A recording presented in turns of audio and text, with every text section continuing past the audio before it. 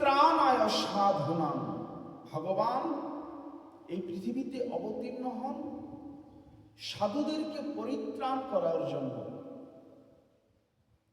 তার দ্বিতীয় কারণ হচ্ছে বিনাশায় চ দুষ্কৃতাং,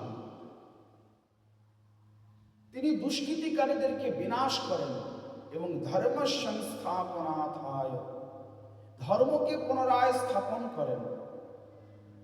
যখন সহস্র বাহু অধার্মিক রাজার অত্যাচারে অতৃষ্ট হয়ে সমস্ত দেবতাগণ ভগবান বিষ্ণুর শরণাপন্ন হলেন পিতামহ ব্রহ্মার নেতৃত্বে,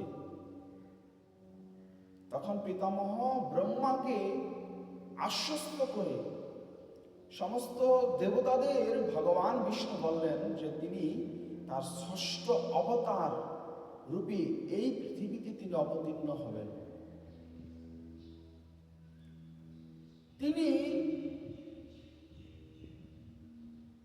ঋষি যমদগ্নি এবং মাতা রেণুকার গর্ভে তাদের পঞ্চম পুত্র রূপে অবতীর্ণ হয়েছিলেন। অবতীর্ণ হয়ে তিনি প্রথম জীবনে তার মামা কৈশিক অর্থাৎ ঋষি বিশ্বামিত্রের কাছে অস্ত্র শিক্ষা লাভ করেন। পরবর্তীতে তিনি স্বয়ং দেবাদিদেব মহাদেবের কাছে অস্ত্র শিক্ষা প্রাপ্ত হয়ে তিনি মহাদেবের আশীর্বাদ স্বরূপ সেই কোঠার তিনি প্রাপ্ত হন। একবার যমদগ্নির আশ্রমে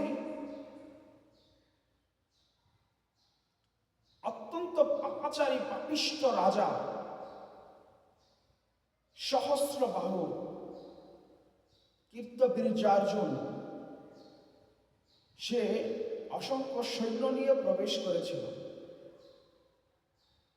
ঋষির আশ্রমে তিনি দেখতে পেলেন যে মহর্ষি যমদগ্নি এত শত মানুষকে তিনি একসাথে প্রসাদ বিতরণ করলেন, অথচ কিছুর কমতি রইল না।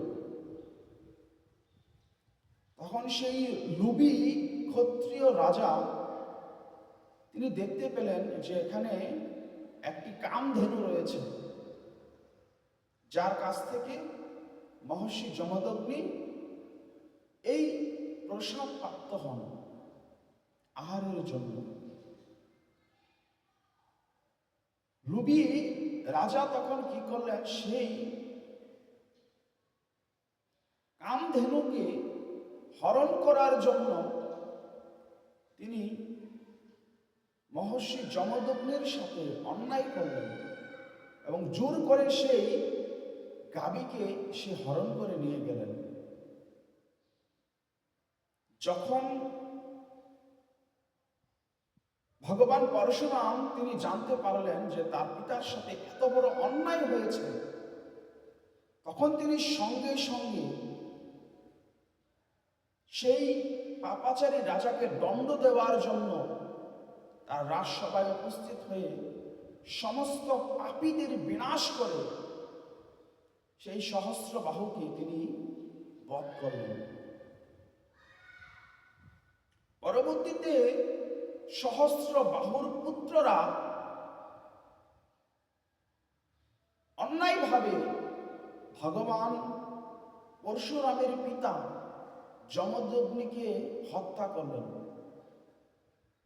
সেই পিতৃ শোকে বিভোর হয়ে ভগবান পরশুরাম তিনি 21 বার এই পৃথিবীকে ক্ষত্রিয় শূন্য করেছিলেন। এই হচ্ছে ভগবান পরশুরামের বিশেষ মাহাত্ম্য।